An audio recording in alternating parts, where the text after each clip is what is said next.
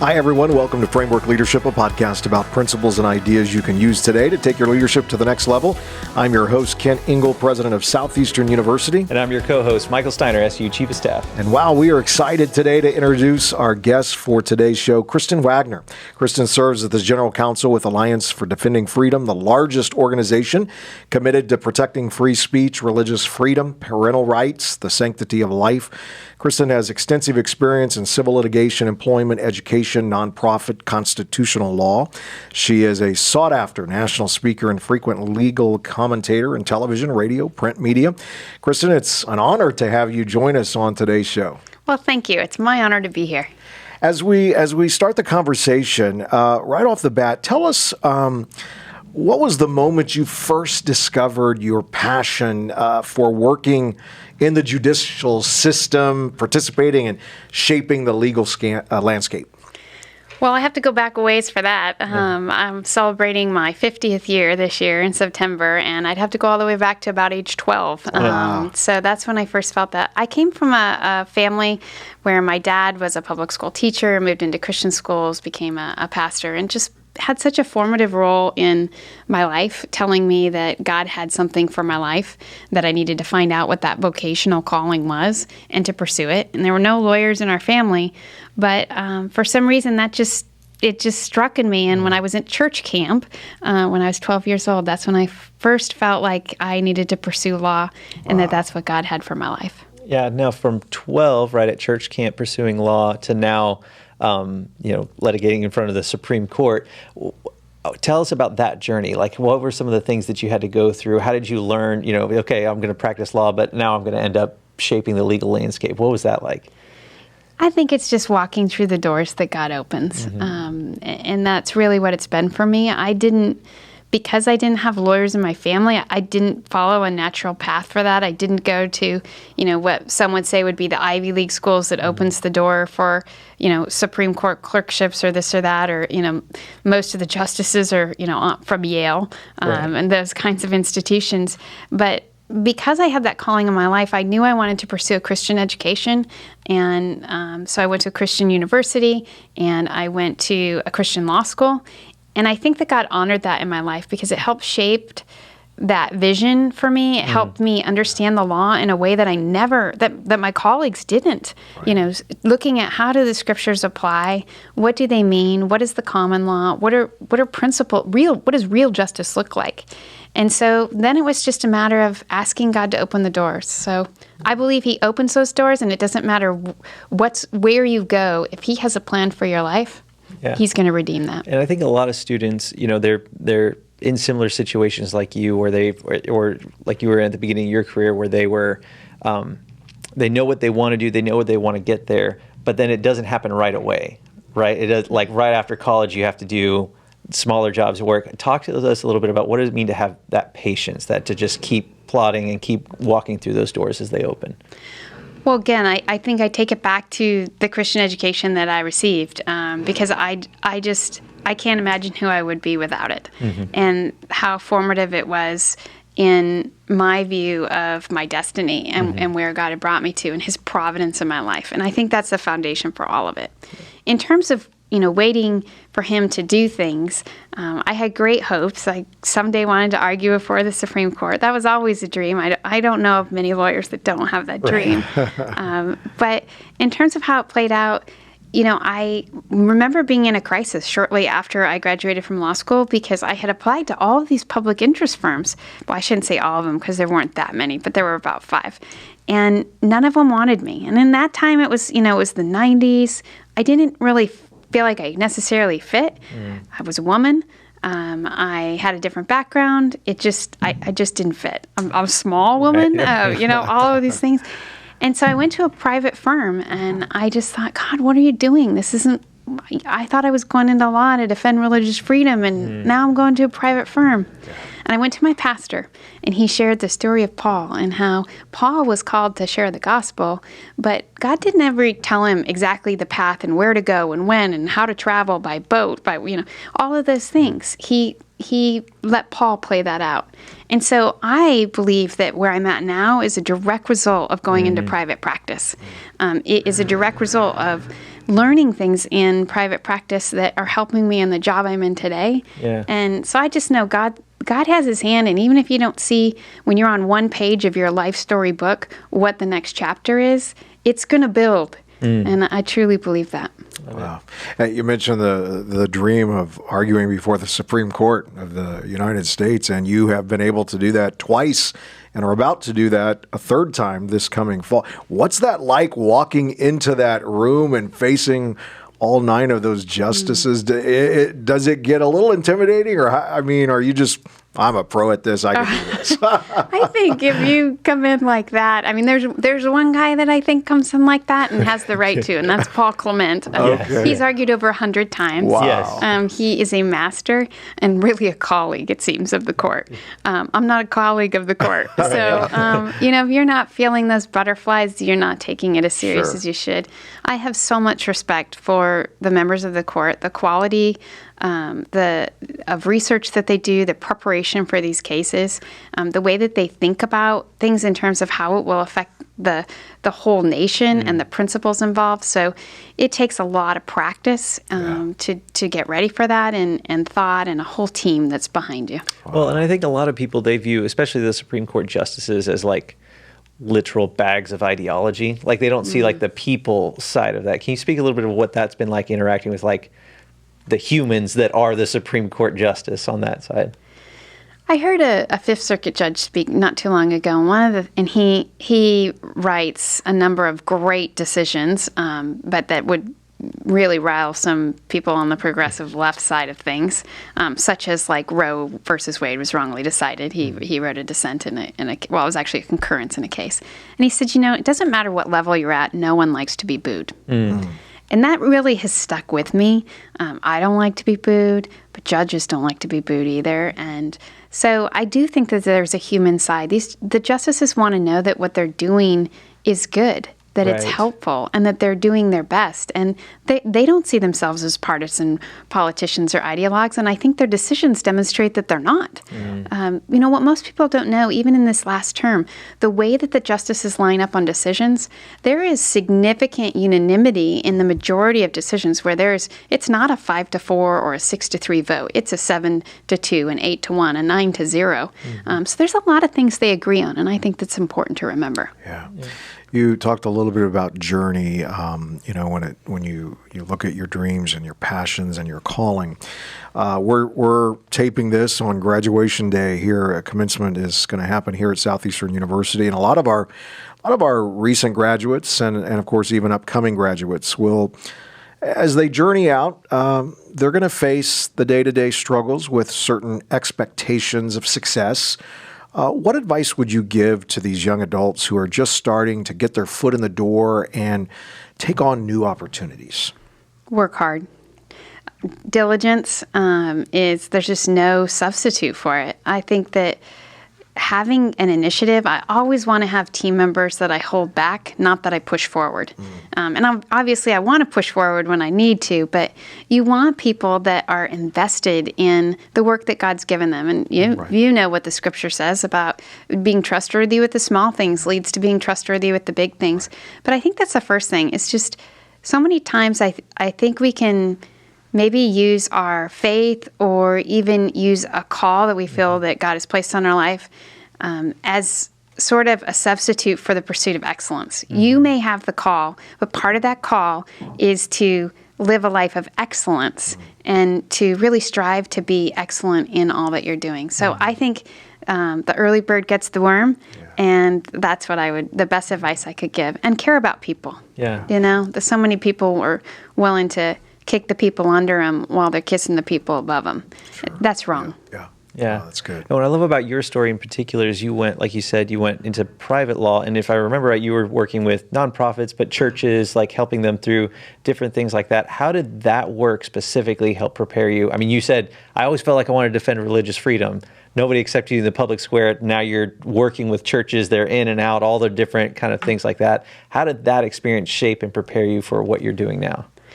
After I graduated from law school, I had a one-year judicial clerkship at the Washington Supreme Court, And then I went to my firm, and the calling that I felt God had given me was to defend religious liberty and to train the next generation.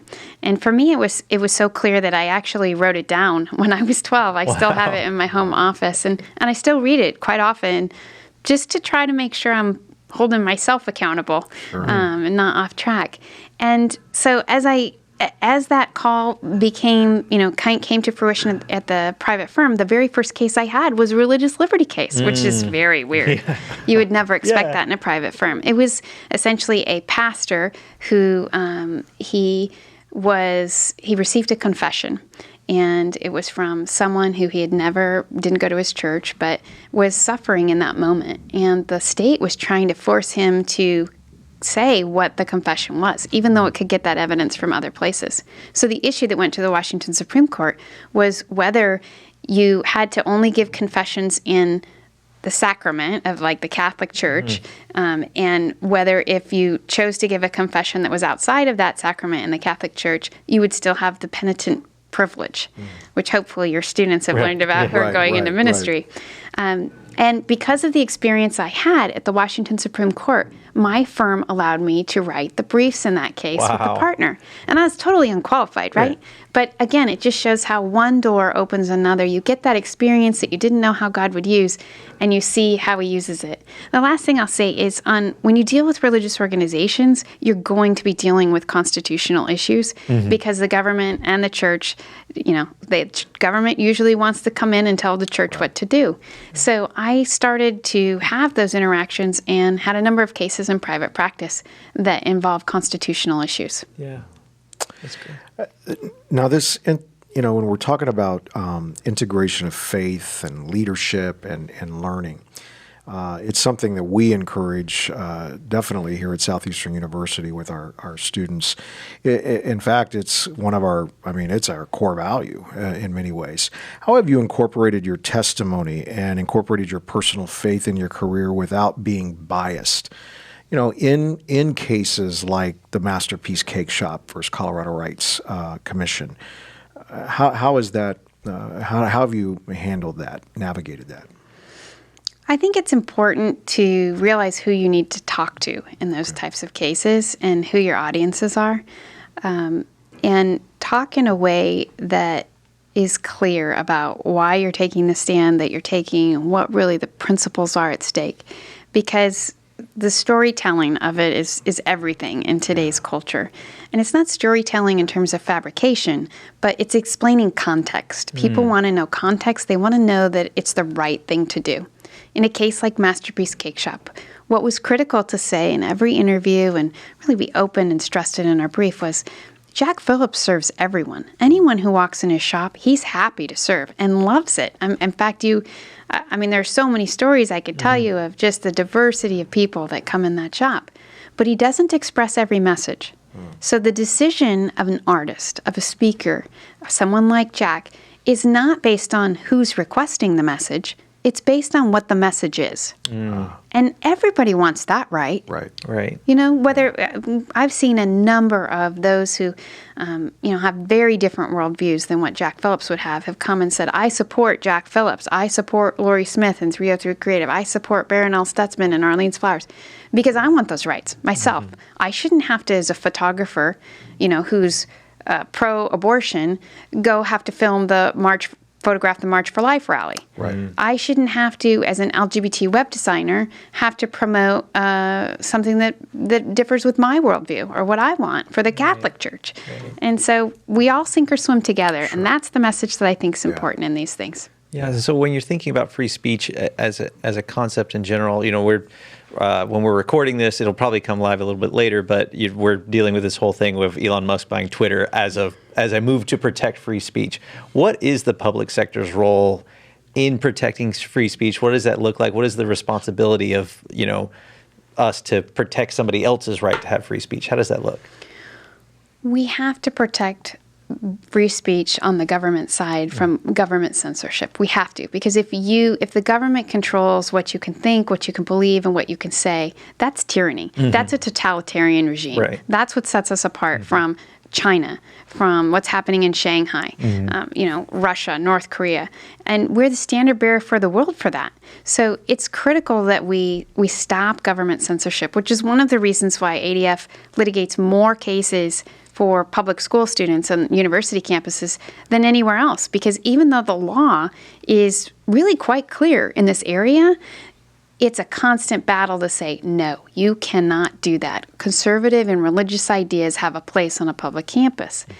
What you're talking about is also, though, this sense of corporate censorship. And the First Amendment doesn't apply to private corporations, Right. nor should it. Right. So we want to be principled in that.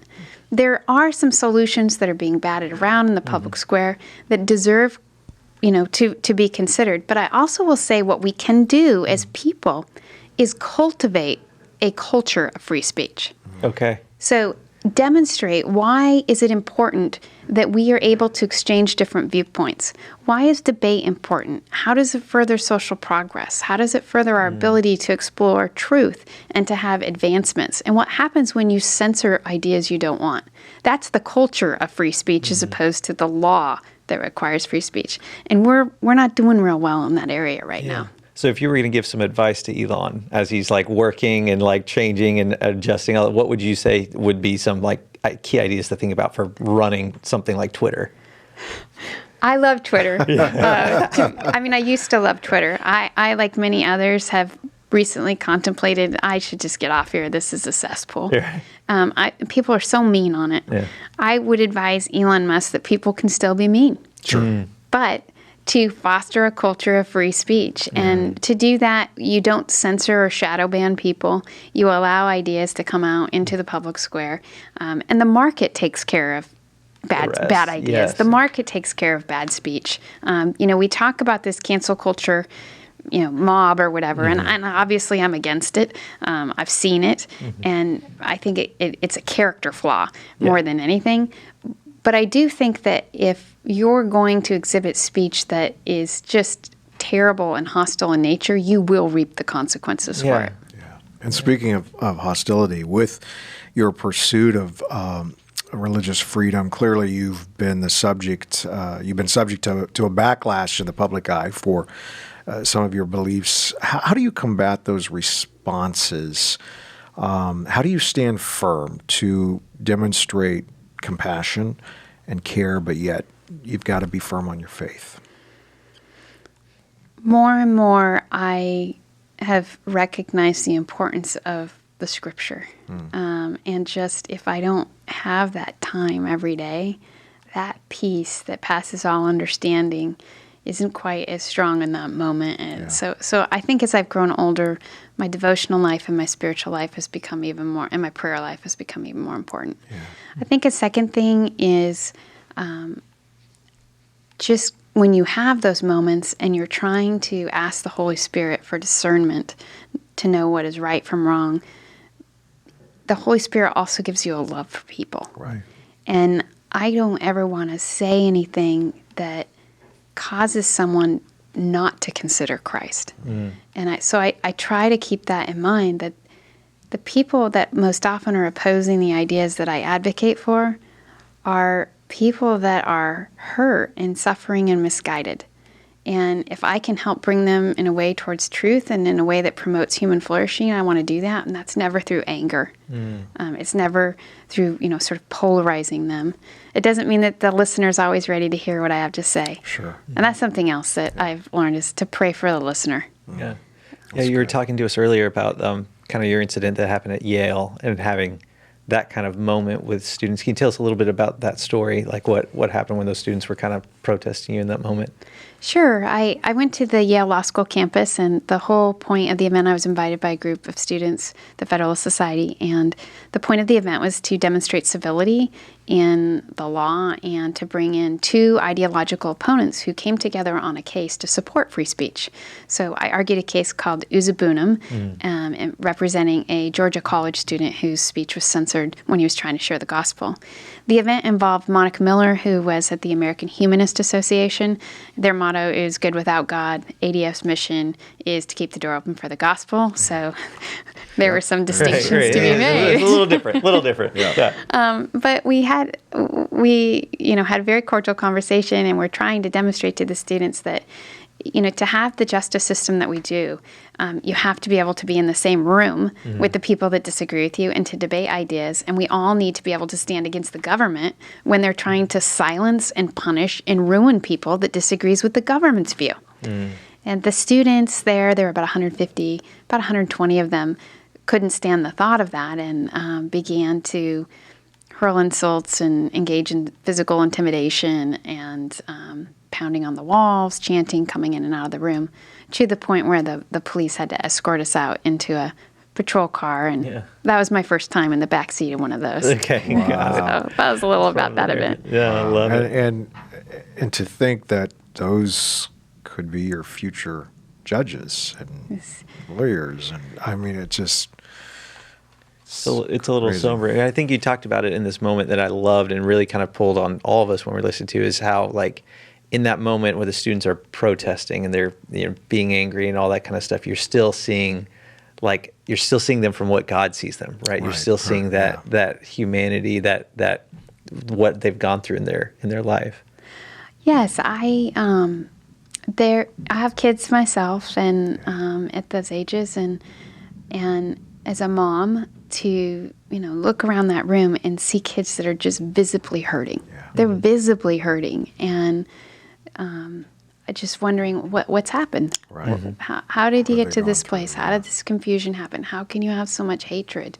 And to see them treat their fellow students, the 30 or so that didn't share their views, to see how they were treated. Right. It broke my heart. And, some of them continue to say some things on Twitter. Right. And I continued to pray for them, because we're all human, and those hurts need to be healed. But we know who heals those hurts. Right. Yeah. It's not by adopting some other identity. It's putting your identity in Jesus. Yeah, I think it's so important to remember that I am a self-proclaimed Twitter warrior, or at least I was in undergrad before I stepped into this stuff. But that's when everything's digital and you're going back and forth and you're defending an idea. I think that's, for me, those have been the parts that I've forgotten so easy, right? It's just a person on the other side. I'm trying to win in a fight. I'm trying to do all these different things. But our message, we win by defending what we believe, but how we defend it also matters with that. And I think that's been what's so powerful about learning from you and learning from your work is, yes, you can hold both. You can be kind. You can, think about and have empathy for the same people that you're also defending a specific belief and a freedom, against their ideology on that side of it. I think the tough part is we tend to, as believers, to go one way or another. Yeah. So we're either going to compromise the truth, thinking that that's the kind response, and not realizing that loving your neighbor is sharing the truth and not compromising it. Or we go to the other side and think that for some reason Jesus died for us but not for them because we're not quite so bad. And that's just, we've got to come, I think it's a more balanced approach that realizes he loves them as much as he loves us. But I will say, there are a few moments where there were a few snarky comments going through my head. Yes, always. I bet yours were really good. If you have to think of your feet in front of the Supreme Court, I bet you're a fantastic on Twitter as well. Yeah, I had some good one-liners. Right, yes. Oh, that's good. Hey, love this conversation. We're gonna close it out with our fire round. We like to ask 2-3 quick questions, kind of about everything we've discussed, and just grab a few practical and applicable pieces of advice from your experiences for our listeners today. So, Michael, why don't you start off with the first one? Yeah, so for our students who are, post-graduation, and maybe they're kind of struggling to see their silver lining, right? They're on the job hunt. They're trying to figure out what's that next step now they're done with college. What advice would you give them? God knows every page in your book. He has it written already. Be a part of his story. Don't be a part of yours. That's Love great. it. Second question, what is number one way that believers can combat disagreement in situations where faith is being challenged? Their faith is being challenged. Stand up and speak up. All right. Love it. Love it. And last one, you talked about this a lot, about this idea of patience. As a society, as a people group, we have to be patient on the things that we're working to advance. But then also personally in your own life, you got to be patient to see what God has for you. How do you cultivate patience in your life? Depending on God and trusting for his provision, faithfulness does not look like what the world says it looks like. It looks like perseverance and trusting God with the outcome. In the law, all we can do is do the litigation. Right, It's try to get the legislation passed, but ultimately that outcome is in God's hands. So we just need to be faithful. Love it. Well, Kristen, thank you for joining us today on the podcast. What a privilege to host you here, and grateful for this conversation. Oh, thank you. It's been inspiring to be on your campus. Thank you. Well, if you want to stay up to date with Kristen, you can follow her on Twitter at KWagnerADF. Is that right? K Wagner at ADF, or Yes. is it's just K Wagner ADF? Yes. All right, Yeah. good. Want to make sure we got that clear. Love it. So Love it. Love it. And for more leadership content, you can check us out on Instagram at Kent_Ingle or at Dr. Michael Steiner, or on Twitter, YouTube at Kent Ingle. You can also visit our website, kentingle.com. Subscribe to our weekly newsletter for free leadership content straight to your inbox every single week. Thank you all so much for listening to Framework Leadership today. We'll see you next time. take care, everybody.